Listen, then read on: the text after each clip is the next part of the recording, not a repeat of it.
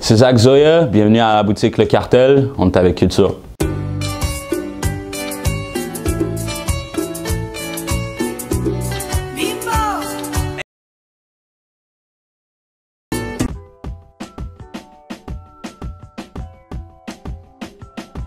J'avais commencé à drop sur SoundCloud quelques trucs. Il y a des gars de 7e ciel qui m'ont noté, je pense, shout out à Eman, à La Claire Ensemble, shout out à Query, Corias, qui ont juste show du love. Puis je pense qu'ils ont parlé à Steve early, genre yo, le kid il vient d'où tu viens, genre. Je pense que Steve aussi m'avait un peu sur son radar, mais c'est comme let him do his thing, let's see if he can, you know, kind of do it on his own, s'il a la volonté par lui-même, puis if he can come up with stuff. Il a vraiment aimé une des chansons, Superficial. On a décidé de la clipper avec 7e ciel, puis de là, The Rest is History, on était avec 7e ciel, de là on a fait Who Dat. Puis pour mon premier projet solo, je pense que c'était important d'aller get un push à l'international ou en fait dans le reste du Canada at least. On s'est fait approcher par les labels, on avait des conversations avec les labels. Puis là c'est vraiment Cardinal Fisher, shout out to Cardinal Fisher à Toronto, qui est venu nous chercher, qui est venu, qui a fait genre yo, these kids are dope. Cardinal qui était associé, directeur du Urban Side à Universal. So de là on a commencé à work avec Universal.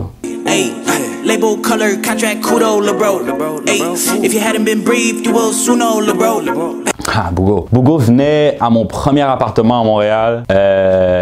C'était un ami d'un ami. Il avait entendu parler qu'on faisait de la musique. So, il arrivait avec son laptop. À la base, on jouait des prods sur YouTube, des type beats, puis on freestylait le plus possible. On essayait d'avoir des back and forth, de genre, je fais un 4-bar, il doit 4-bar. Puis après, Bougo il est arrivé, puis il a commencé à jouer ses prods. On a commencé à le faire sur ses prods. Je me rappelle la première chose qu'il m'a dit, c'est oh, ok les gars. Après, quand j'ai commencé à avoir des premières parties, Bougo, ça a vraiment été mon premier choix direct. C'était comme c'était naturel que j'allais aller chercher Bougo. C'est quoi la recette? Yo, Bougo c'est une légende parce qu'il fait tout. Bougo, il va m'arriver avec une prod drill, puis l'autre jour, l'April.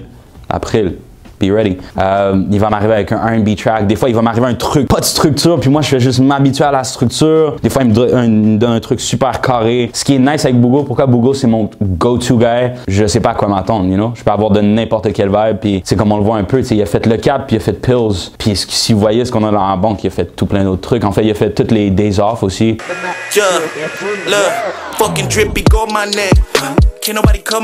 On est déjà en train de travailler, on a quelques autres trucs dans la banque. HK c'est juste tellement un gars down to earth, c'est comme un Quebec legend for sure. Comment on s'est rencontrés, c'est il m'a hit up, il m'a DM puis il m'a dit yo, il m'a envoyé 1990, il m'a dit qu'est-ce que tu penses de ça? The next day, tu sais moi, at that point I was like what? High Class just hit me up. So I went to the studio the next day, j'ai fait le hook pour 1919 and then je pense qu'il a vraiment aimé l'idée que j'ai fait puis tout de suite après on a fait wow, ok let's go on fait un tape. Je pense que ça faisait un bout qui cherchait peut-être un gars un peu R&B qui pourrait fitter sur ses prods ici au Québec comme. So, je pense que je suis juste arrivé au bon moment. Tout de suite après on a commencé à travailler sur Miss Tape. J'ai juste lock in, je suis allé à Laval, on faisait des sessions, you know. C'est vraiment ça qui est nice, c'est très familier avec HK. You just pull up, you vibe puis après tu t'écris un peu. Ouais, c'est de là que ça a commencé puis après comme je disais tantôt c'est vraiment un now it's any day, une texte m'envoie une prod, après moi je vais au studio, je fais un truc, Sauf qu'avec COVID on fait pas des major writing camp ou qu'on lock in puis qu'on fait des trucs mais we got stuff coming for sure.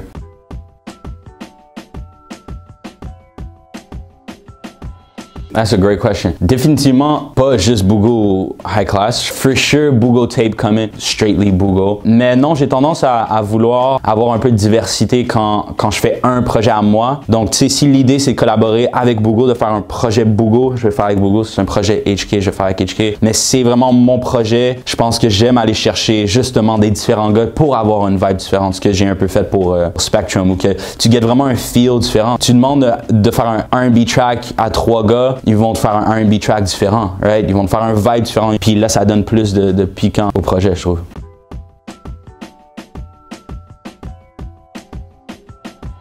À la base, j'aime chanter, dans le sens où je pense que mon côté mélodique, même dans le rap, est guidé par le côté mélodique. Fait que c'est toujours quand je trouve des mélodies que j'ai le plus de fun, dans le fond. Plutôt que d'écrire puis d'être comme « Yo, j'ai trouvé la métaphore que personne n'a pensé », puis genre le... You know?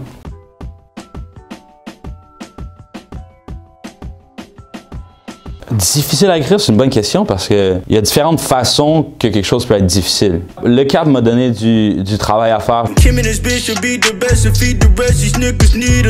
À la base, je voulais vraiment que le cap soit fast-paced toute la chanson. Et finalement, je me suis dit que c'était une meilleure idée de slow down dans les verses puis de donner un vibe. So, le cap, j'avais l'idée du chorus au début, puis j'ai écrit les verses une couple de mois plus tard parce que j'ai dû penser. Mon gars Bougo, c'est lui qui m'a envoyé la prod. Tu sais, direct qu'il y avait un sample de guitare comme. Littéralement, j'ai fait ba-da-ba-ba-ba-ba-ba-ba-ba. Direct, j'ai fait, OK, il faut que ça soit autant fast-paced, il faut que ça suive l'entrain du so, je savais que ça devait être ce tempo-là. Je trouve qu'il y a quelque chose d'intéressant, genre faire un long truc que t'es pas trop sûr où est-ce que ça va finir. En fait, c'est comme ça que je trouve toutes mes mélodies rap. Je fais vraiment juste, je commence dans ma tête sans mots, puis après, j'ajoute le contenu à quand j'ai une mélodie qui fait du sens.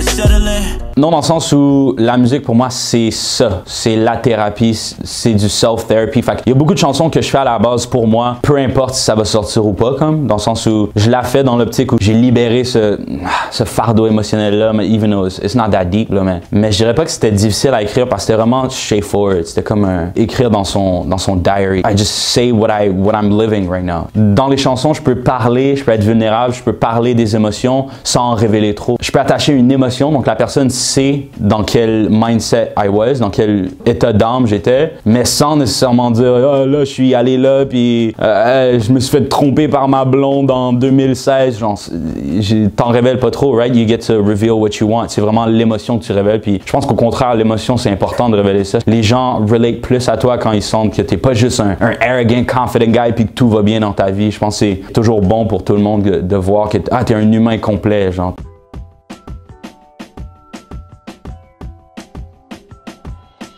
Je suis pas un expert dans la situation socio-économique, politique de l'Afrique du Sud, mais ça me dérange un peu d'aller dans les beaux boardwalks sur le bord de l'eau, puis de voir les belles maisons, puis que c'est que des Blancs qui habitent là, puis d'après retourner à 1 heure de la ville, dans les townships, puis de voir les gens qui habitent encore dans des maisons en tôle. Donc, justement, le racisme, c'est pas juste, OK, dans la loi, OK, maintenant tout le monde est égal. C'est comme quand il y a eu le switch, tu sais, c'est récent, l'Afrique du Sud, ça a l'âge de ma sœur, littéralement. Je pense que c'est une bonne façon de le dire. En 94, la première élection démocratique de l'Afrique du Sud. Donc, 4 ans avant que je naisse, les Noirs avaient moins de droits que les Blancs en Afrique du Sud. You know what I mean? Like, par la loi. Donc, je pense pas qu'on peut s'attendre à ce que maintenant, all of a sudden, everything is cool, les droits sont égaux, tout le monde est... You know, c'est des générations de gens qui ont pas pu build up generational wealth, qui ont pas eu le temps de travailler pour leur truc, qui avaient rien to build on. Il y a encore toutes les marques. T'sais, une chose à laquelle je pense souvent, c'est que oui, la loi fait en sorte que maintenant, l'homme blanc est égal de l'homme noir en Afrique du Sud.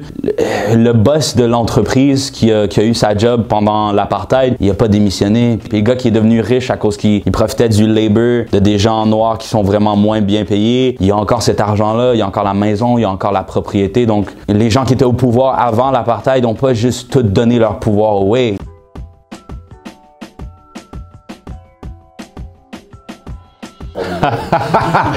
Mon père, c'est une légende. Mon père, c'est une légende à Rouen. Justement, il est connu comme l'athlète qui court peu importe le weather. Il a insufflé juste le fait que le sport, c'est la base, la santé. Il faut que tu sois en shape, il faut toujours que tu sois en train de t'entraîner. Je pense que toute ma vie, faire du sport, c'est la base. Il n'y a pas de tu fais pas de sport dans ta vie, le sport c'est la base, il faut toujours que tu sois en mouvement. Puis mon père m'a beaucoup enseigné sur manger santé, avoir un train de vie très très santé. Si je sens que ça fait longtemps que j'ai pas fait de sport, que je me sens pas actif, j'ai toujours par défaut je peux aller courir. Mon père m'a vraiment habitué à courir d'un jeune âge, donc c'est pas je vais faire un jogging, un petit 5, 6, 7 km puis t'as le sentiment du OK, j'ai workout aujourd'hui, you know what I'm saying? I want the money, the fame, the view from the house in the valley. I cannot wait for divine intervention, I'ma do without it. That's a good one. Ils m'ont donné un esprit critique dans le sens où, OK, oui, je vois ce qui se passe en ce moment, oui, il y a du succès qui se passe là, mais ça veut pas dire que t'es successful. Ça veut pas dire que ça marche, qu'il y a quelqu'un qui te praise ou qu'il y a quelque chose qui se passe. So, for sure, ça, je pense, ça vient de mes parents, mais je pense que mon ego battle, I think it's un problème de notre génération. Il y a ce truc-là avec l'image que t'es toujours en train de présenter le meilleur de toi, donc t'es toujours en train d'essayer de prouver aux gens que t'es à ton meilleur ou que t'es bien, que, you know, like you're popping. C'est mon propre combat avec juste le monde dans lequel on vit, le monde of social media and a constant, like, I'm trying to be better than everybody.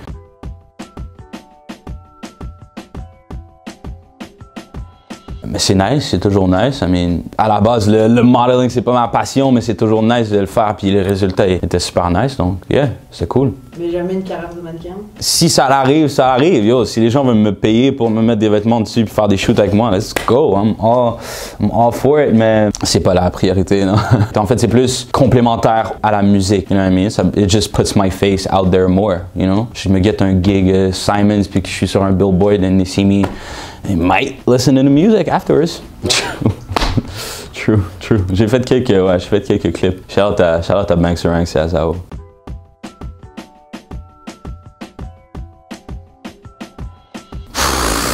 Why you laughing? Je suis un gars attentionné dans le sens où je vais passer une journée avec toi. Je pense que c'est plus que nothing, que c'est extrêmement romantique dans le sens où tu prévois quelque chose au complet. Tu wake up in the morning, tu fais à manger, you go shopping, then you come back, tu vas au cinéma le soir ou t'écoutes un truc à la maison. Over, genre acheter, tu sais, j'ai acheté des chaînes, puis des bijoux, puis des fleurs, puis des trucs cute comme ça. Mais je pense que ce que je me suis fait montrer qui était le plus apprécié, c'est vraiment quand you take time off.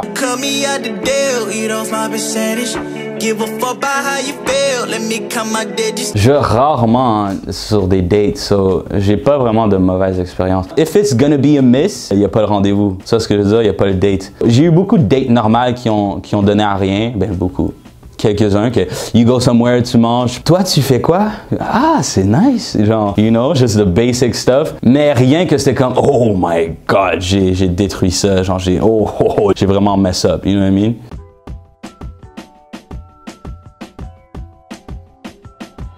Dans le fond, toute ma vie, j'ai joué au hockey. C'est comme le sport à Rouyn-Noranda d'où je viens qui était populaire dans le sens où c'est une petite ville, donc il n'y a pas vraiment assez de gens pour avoir un crew basket, un crew football, un crew soccer, un crew hockey. Les gens jouent au hockey l'hiver puis jouent au soccer l'été, comme, you know. Yeah, j'ai juste joué à ça parce que c'est ce que tous les jeunes faisaient. Je suis quand même un gars compétitif, donc rapidement, je suis allé level compétition. Puis après, on avait un système sport-études qui fait en sorte que dans le fond, ils te donnent une classe de moins par jour pour aller faire du sport. Donc, qui dirait non à ça. Donc, for sure, j'ai pris les sports-études. Je pense que j'ai reach un point où que je vais pas faire la LNA. Je vais pas aller loin de chez moi pour jouer dans un club, loin de chez moi juste pour avoir l'espoir de jouer midget 3 ou quelque chose comme ça. So, j'ai juste arrêté puis très rapidement, j'ai switch ma passion du sport à la musique.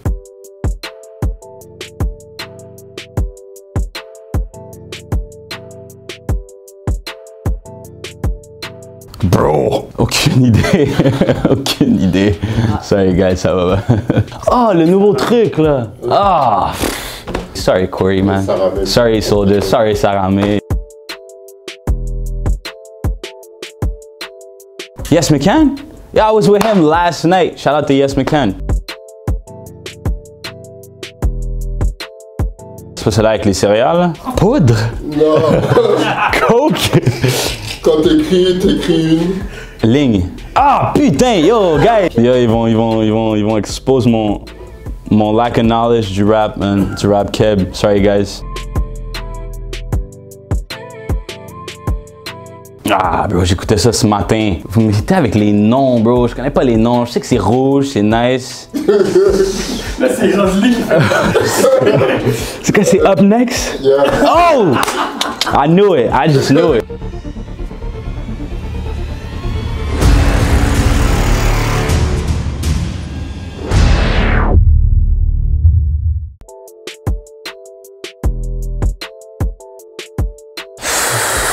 Bro, il y a sa tête en noir et blanc, c'est ça? Je rime de mon vécu, eux ils rappent qu'avec des proverbes, il n'y a pas de love ici, pourquoi tu me récites un poème? Ah, aucune idée! Non mais récite un poème, ça me dit quelque chose, mais I don't know.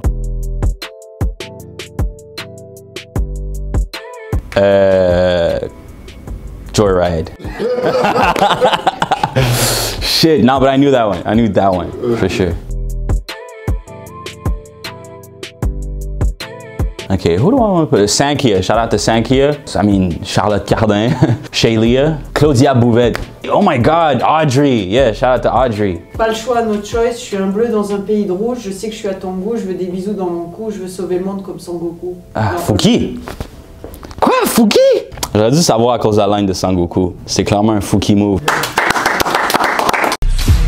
I want the money, the fame, the view from the house in the valley. I cannot wait for divine intervention. I'ma do without it. You should get cold in the